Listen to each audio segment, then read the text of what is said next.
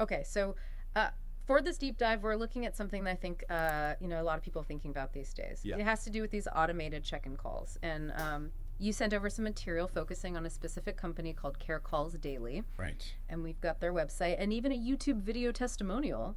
Mm. So I guess our mission here is to kind of like figure out what this service is all about, who it's for, and maybe uncover some, surprising details along the way. Yeah, absolutely. I think it's such a fascinating area, where technology and this need for like safety and connection, especially as our loved ones age, kind of come together. Yeah. It'll be interesting to see how this automated system kind of tries to address all of that. Yeah, and I was really struck by how on their website they immediately use that, classic line, "Help, I've fallen and I can't get up," Right. to really highlight the problem they're trying to solve. Uh-huh.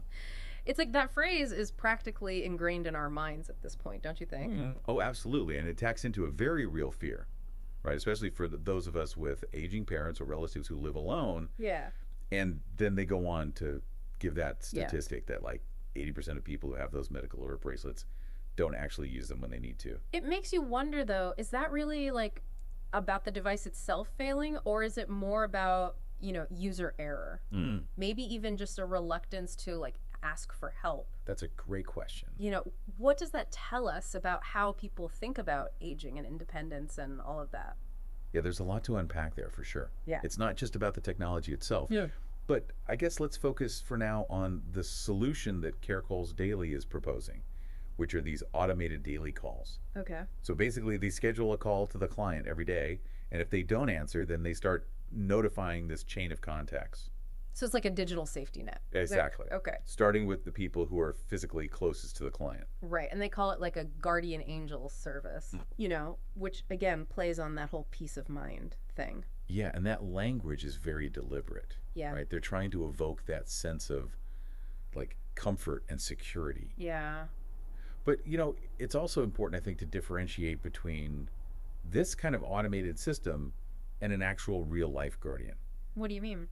Well, I mean, this system can like alert people to a problem, Right. but it can't actually intervene in the way that a human could. Yeah.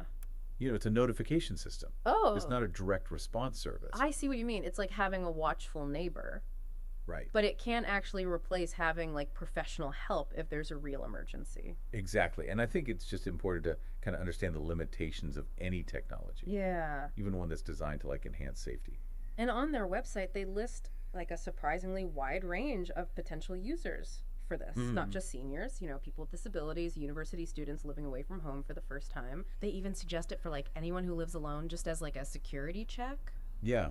It seems like they've realized that this need goes way beyond, just the traditional target audience of elderly individuals. Yeah. And it really reflects this broader trend, I think, of using technology to kind of manage those anxieties. Yeah. And create a sense of security, Right. in a world that feels increasingly uncertain. And they have this YouTube video, a testimonial from a guy who actually fell and was seriously injured, and he talks about how he couldn't reach his medical alert bracelet or his phone.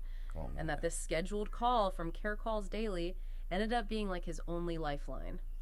That's powerful. Yeah, it is. It really makes you think about like what happens if you're in a situation where you really need help, Right? but you can't physically reach a device. Mm-hmm. That's where this kind of proactive approach of an automated call could really come in handy.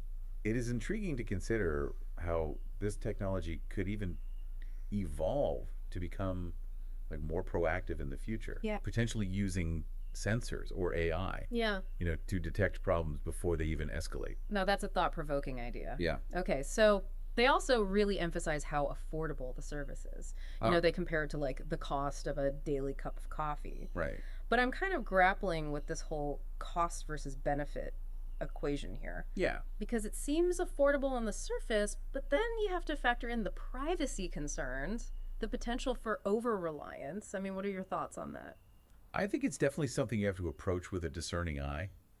Yeah. While the price might be appealing, there's just so much more to consider. Right. Are you comfortable with this company having access to your information, potentially even a key to your home? Yeah.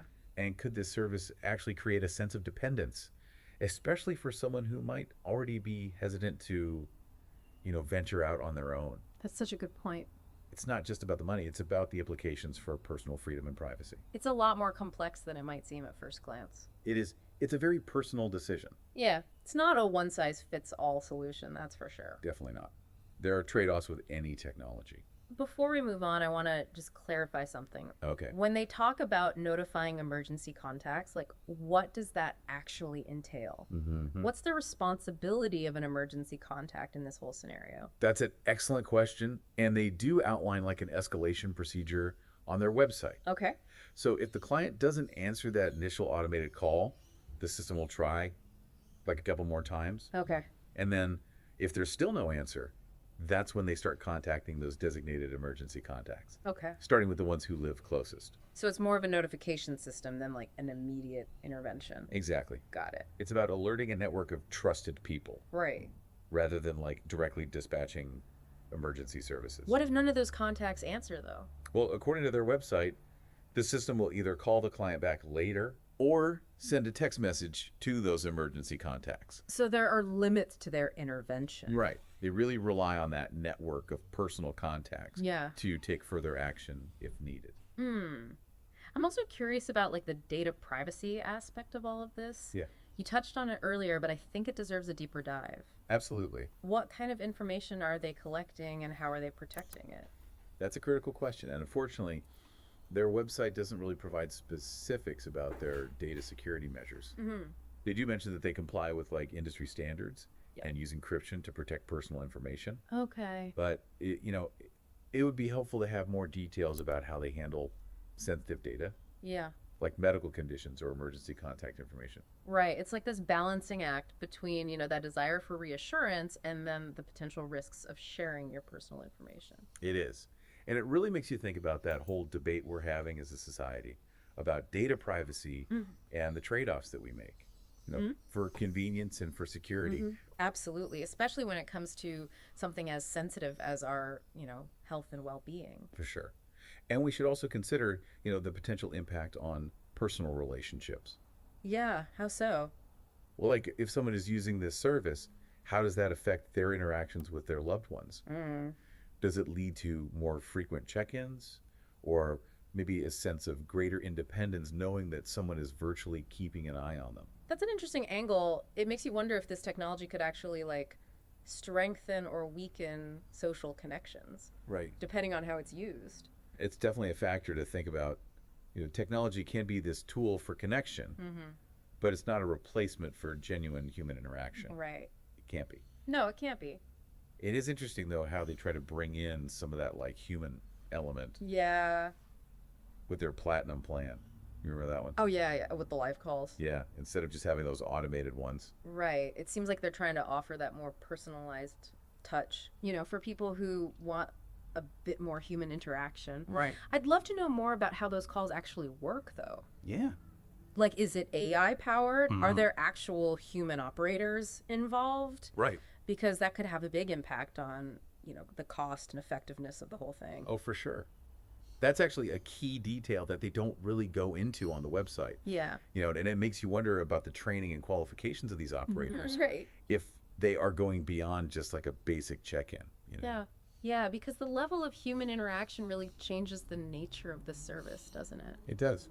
Speaking of interesting details, did you catch that weird perk that comes with the annual plan? Oh, yeah. A free 4-day holiday? The free vacation. Yeah, it seems so out of place. It did stand out. It could be a clever marketing tactic, though. Maybe they're trying to appeal to a specific demographic. Yeah. Like seniors who travel a lot and value that kind of perk. You know what? You're right. I hadn't thought about it that way. It is a good way to differentiate themselves in a competitive market. Exactly. It could attract those who are looking for like added value, Yeah. beyond just that basic safety aspect. Although it does make you wonder about their core focus. Right. Are they really about like safety and well-being, or are they branching out into other areas? Is this the start of a trend where we see these kinds of services bundled with other lifestyle benefits? It's an interesting development for sure. It'll be fascinating to see if other companies start doing the same thing. Yeah.